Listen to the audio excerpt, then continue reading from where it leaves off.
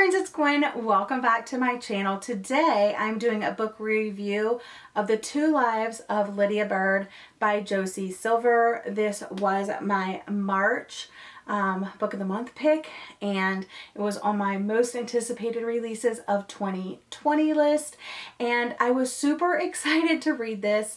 I received it during the backlist readathon, and immediately following the backlist readathon I jumped right in. So I'm just going to go ahead and say it now. I rated this story 2 out of 5 stars, and there's not a lot of redeeming qualities to the story. But before we jump into my actual review, I want to clear a couple of things up. I know these books both sound the same because they both have the word December in the title. This is One Day in December by Josie Silver. This is We Met in December by Rosie Curtis. So these are the two books that people are confusing sometimes. This one I didn't really enjoy that much, but One Day in December by Josie Silver, this one right here, I absolutely loved. I rated it 5 out of 5 stars, and if you're looking for a rom-com, love story, this is the one for you. This one, on the other hand, has nothing to do with this review. Okay, so the problem with this book and The Two Lives of Lydia Bird is this was Josie Silver's debut novel. Also wanted to mention that in the back of this book and like the extras part, it says, what was the inspiration for writing One Day in December? And it says, I adore all the romantic Christmas movie. Love Actually, The Holiday, and I'd throw Bridget Jones' Diary in there too, because who couldn't forget the wonderful Nice Boys Don't Kiss Like That snowstorm scene at the end.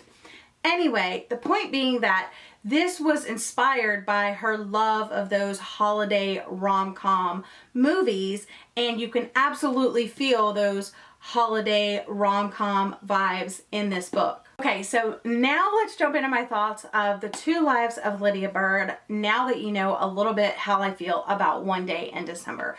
And I hate comparing the two, but like, what else am I supposed to compare this to? Yes, I could compare it to Maybe in Another Life by Taylor Jenkins Reid, but it doesn't hold up to this either.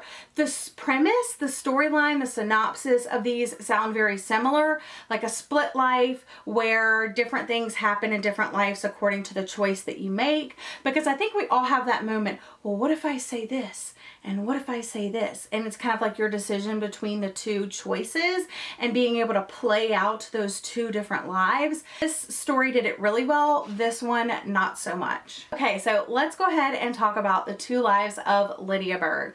For starters, this didn't pull me in immediately. It was like a very slow start. There was a prologue that I felt was like pretty useless overall.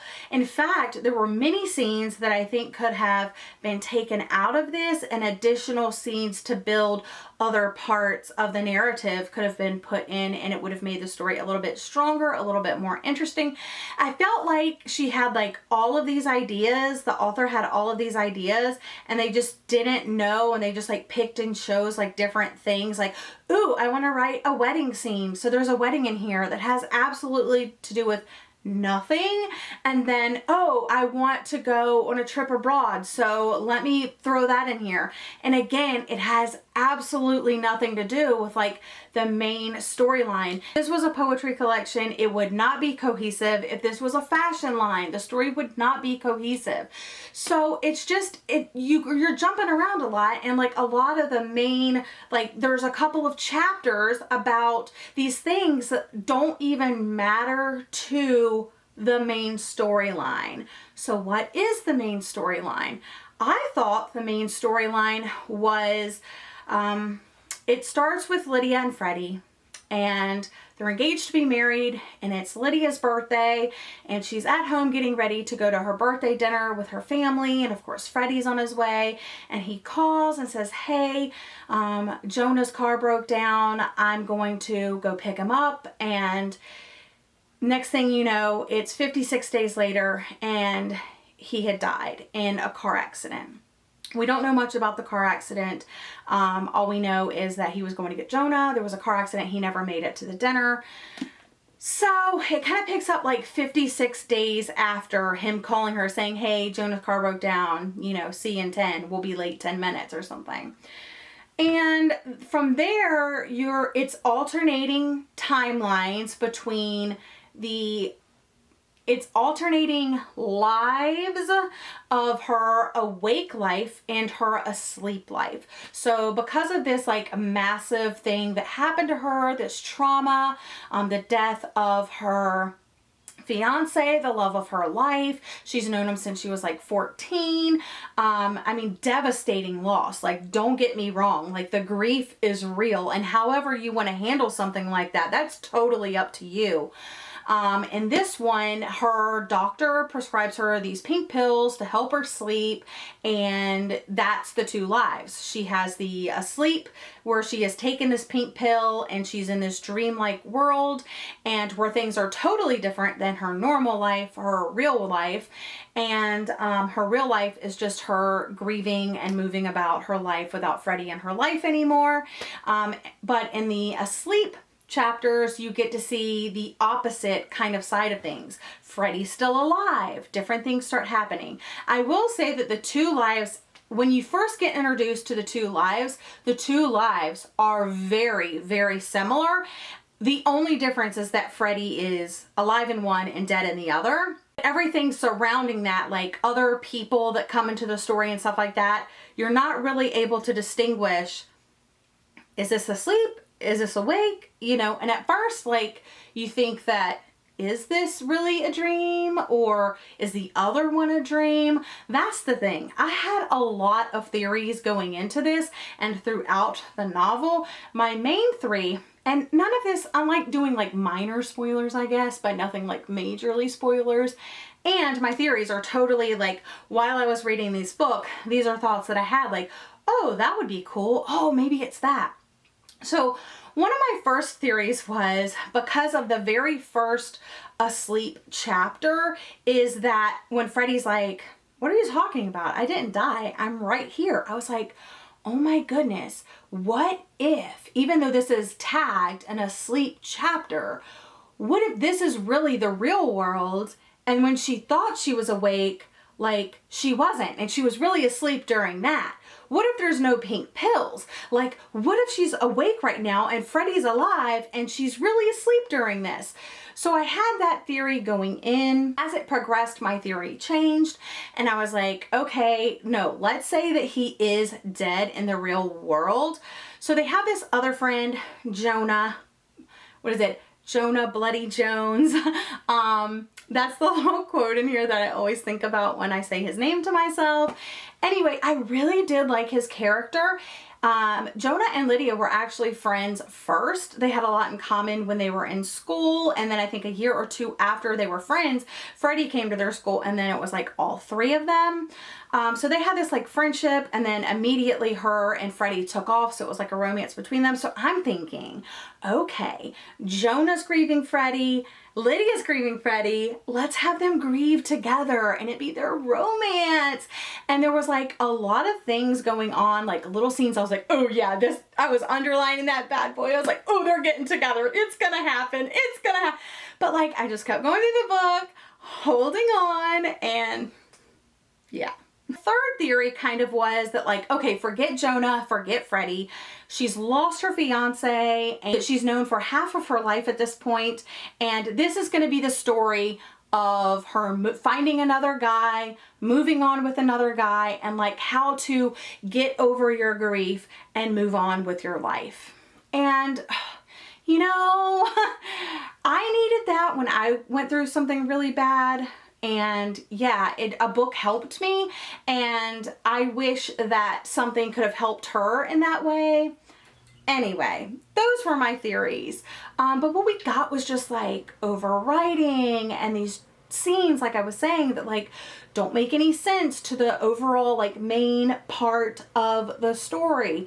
She had these co-workers and like, I guess, friends that were not important to the story at all. Like, I get that she was going to work, but there would be these long chapters about stuff she was doing at work and calling into her boss to say that she wasn't coming in yet, or she was coming in, and things about her desk when she got back, and like all of this stuff, and these people would just be constantly mentioned, and I'm like, who cares? Like, They mean nothing. They're these background flat characters that nobody cares about. Can we stop talking about them, please? But the characters that you really wanted to focus on, like her mom was in the picture, her sister was in the picture.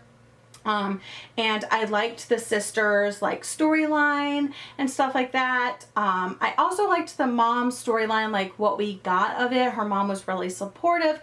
Her sister was like the rock during her grieving period and stuff like that. And there was just so much more that I wished I was able to get from this story. I did seek out another reviewer who also gave it 2 stars because this story is holding strong at like a 3.98. So I was just like looking through to see what other people rated it, and I saw this other girl, Latanya from Goodreads, rate it 2 out of 5 stars as well. And she says that the story is okay, but nothing to actively seek out. If one's looking for a romance, highly stand behind that. She says, in fact, I wouldn't call this a romance, but a contemporary, realistic, fictional tale. Stand behind that. She said, a bit bland and slow with too many false endings and a lot of overwriting. Yes. And I kind of paraphrased this little part, but she says that the premise worked in theory, or their premise could work in theory, but it didn't deliver on the page. And I absolutely agree. Like, even though it was really different than the Taylor Jenkins Reid book, like the premise, it wasn't really like 2 different lives that she was following. It was an asleep and an awake thing. It still could have worked, but at like some point I was like, okay, it's a grief story. Okay, no, it's an addiction story. Okay, no, it's a redemption story. No, it's a romance that she's going to find someone and she's going to move on, and it's how to beat your grief. So I never knew, like, what is the moral of this story? What is this book trying to do? And then when I finished the book, I'm like, so what was the book trying to do? Was it trying to do all of it? It was like it was trying to do all of it, but it didn't succeed because it was trying to do too many things. I think you've heard reviewers, readers talk about that, where a book just tries to do too many things, and I absolutely think this is the case with this book. I'm going to jump into some of my thoughts from my Goodreads review now. Are there 2 lives? No. One is her real life, Freddie dead, grieving, etc. And the other pink pill-induced dream world, Freddie alive and time running as if nothing bad ever happened. Eventually events happen that make the 2 lives feel different from one another, but I couldn't decide which was better. That was like the other thing, and I did talk about that in the live show with Read with Friends on Jacqueline's channel at We Be Bookin'. Usually, like, if there is a decision, if there's a love triangle, you always choose one guy over the other. It doesn't mean you're going to be right. It just means that, like, usually the reader is rooting for someone. In this case, you want me to root for either, like, this to happen, or want this life for her, or want this life for her. I didn't care for either one. Can she start over and start a 3rd life? Because both of these were not good. And then there's Jonah Bloody Jones. Literally the only thing that could have bumped this up to 3 stars for me was there to be a romance between Lydia and Jonah. Some might argue with me about this and point out things. Yes, yes, yes, I know, but it wasn't enough. End of story. So I should have DNF'd this, but I forged through because it was on my most anticipated list of 2020. And now I get to talk to you lovely people about it. So yeah, I was disappointed. I hope my thoughts were coherent enough. I tried not to get too heated, but yeah, it didn't deliver. I like tabbed so much of this, like with like theories that I was having going around, and moments between her and Jonah. I was like, oh my gosh, they're totally gonna end up together. And then like moments about this stupid pink pill and the British vernacular that was changed, the slang, the lingo that they use versus us here in the US, and just like major things that happened in the plot that really, like, I feel like if you erased every single thing in this book except for the stuff that I underlined, you would still 100% have read this story. And I did tab like quite a bit, but not like as much as the book was. How long was this book? 365 pages. I think this could have been a short story. So, hot take. Anyway, that wraps up my thoughts for The 2 Lives of Lydia Bird by Josie Silver. I feel kind of bad putting my review out there because, like, I want other people. I know a lot of people were interested in this book, but I don't want to like dissuade you from reading it. I think it's just like an average story. Like I was just like so pissed by the end that I was just like done. I was like 2 stars. So yeah, I know some of my friends were really looking forward to this and like actually in the process of reading it when they were hearing me like badmouth it in a way. So I do feel kind of bad, but if you're interested, forge ahead. But if you DNF it, like I really don't think you're missing out on much. If you want spoilers of like what actually happens, just DM me on like Twitter or Instagram, or I don't know, you know, shoot me a message in the comment section down below and I'll let you know what happens. But that's all for today's video. I hope you enjoyed. I'll see you guys again in a more positive video very soon. Bye!